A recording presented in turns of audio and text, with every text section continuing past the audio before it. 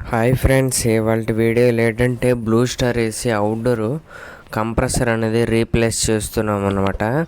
ఇది ఎందుకు రీప్లేస్ చేయాల్సి వస్తుంది అంటే కంప్రెసర్ అనేది స్టార్టింగ్ కొట్టినప్పుడు కొత్త కెపాసిటర్ వేసి అది ఎంసీబీ నుండి ట్రిప్ అవుతుంది అనమాట. ట్రిప్ అవడం వల్ల ఏమవుతుందంటే కంప్రెసర్ ఆఫ్ అయిపోతుంది. ట్రిప్పింగ్ ప్రాబ్లం అంటే కంప్రెసర్ స్ట్రక్ అయిపోయింది కాబట్టి కంప్రెసర్ స్టార్టింగ్ కొట్టినా సరే కంప్రెసర్ ఆన్ అవ్వట్లేదు. అయితే కస్టమర్ చెప్పి కొత్త కంప్రెసర్ వేస్తామని చెప్పామన్నమాట. అయితే కొత్త కంప్రెసర్ అయితే నేను తెచ్చాను. చూస్తున్నారు కదా, కంప్రెసర్ అయితే ఇప్పుతున్నాను అనమాట. ముందుకంటే కంప్రెసర్ ఇప్పే ముందు కొన్ని జాగ్రత్తలు అయితే తీసుకోవాలి. ఎందుకంటే బ్లాస్ట్ అయ్యే ఛాన్సెస్ అనేవి చాలా ఎక్కువ ఉంటాయి అన్నమాట. అందుకు మనం జాగ్రత్తగా కంప్రెసర్ ఇప్పే ముందు మనం ఏం చేయాలంటే యూనిట్లో గ్యాస్ అనేది తీసేయాలన్నమాట. చూడండి, గ్యాస్ అనేది తీసేస్తున్నాను. ఆ ఆయిల్ లాగా ఎల్లో కలర్లో వస్తుంది కదా, ఒక ఫోమింగ్ లాగా, అది గ్యాస్ అన్నమాట. ఈ గ్యాస్ తీయడం వల్ల ఏమవుతుందంటే వెల్డింగ్ అనేది మనం కంప్రెసర్ మీద ఉండే వెల్డింగ్ జాయింట్ అనేది తీయడానికి ఈజీగా ఉంటుంది అన్నమాట. చూస్తున్నారు కదా, నేను ఆల్రెడీ వెల్డింగ్ అనేది హీట్ చేస్తున్నాను. ఆ మీద అనేది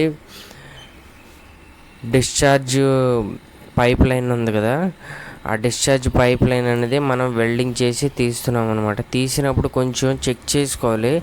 ఎంతో కొంత ఒక 5% హెయిర్ అనేది అందులో ఉండిపోద్ది అనమాట.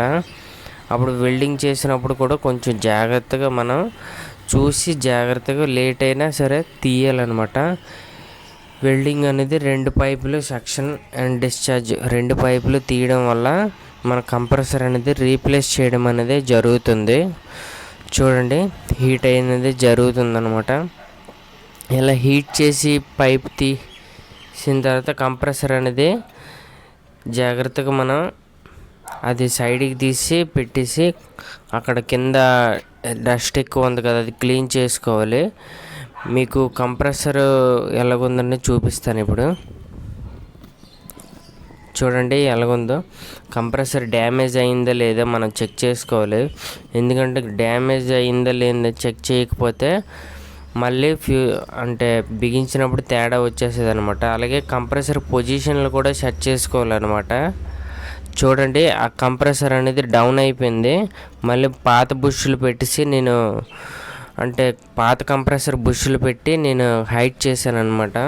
ఇలా హైట్ చేయడం వల్ల కరెక్ట్గా దాని మెజర్మెంట్కి మనం అవి పెట్టవలసి వస్తుంది. ఇంకోటి ఏంటంటే ఆ డమ్మీలు తీస్తున్నాను కదా, ఆ డమ్మీలో ఎంతో కొంత హెయిర్ అనేది ఉండాలి ఫ్రెండ్స్. అలా లేదు అంటే అది కంప్రెసర్లో హెయిర్ అనేది ఎక్కడో లీక్ అవ్వడం కానీ లేకపోతే డమ్మీలు ఎవరో తీసారని అర్థం అనమాట. హెయిర్ లేకపోతే మాత్రం కన్ఫర్మ్ అందులోన హెయిర్ అనేది పోయి ఉంటుంది అనేసి అర్థం.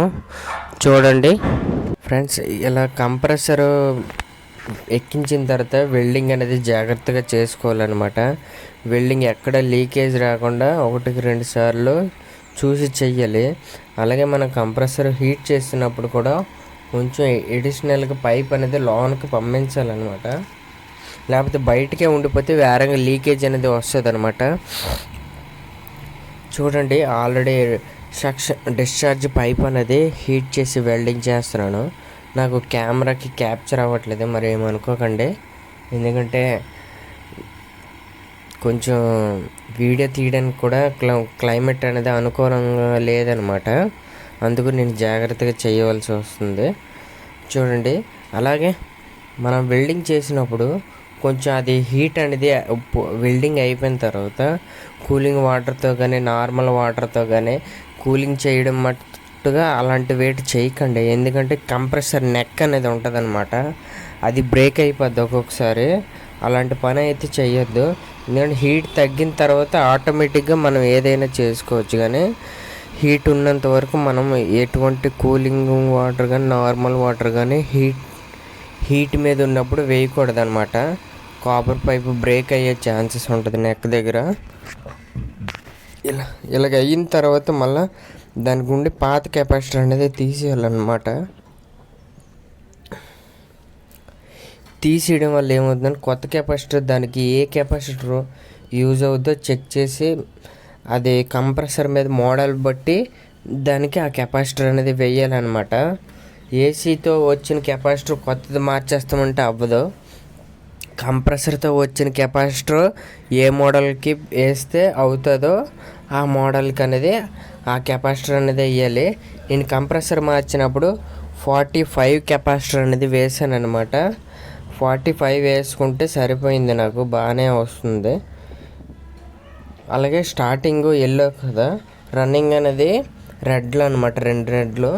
ఇలా వేసిన తర్వాత మనం వెయిట్ చేయంతో ఫ్లష్ అవుట్ అనేది చేసుకోవాలి ఫ్రెండ్స్. వైరింగ్ కూడా కరెక్ట్గా మనం టెర్మినల్కి ఇవ్వాలి. ఎందుకంటే రివర్స్ ఏమైనా ఇచ్చామంటే మళ్ళీ టెర్మినల్ అనేది కొత్త కంప్రెసర్ కాబట్టి పోయే ఛాన్సెస్ అనేవి ఉంటాయి అన్నమాట.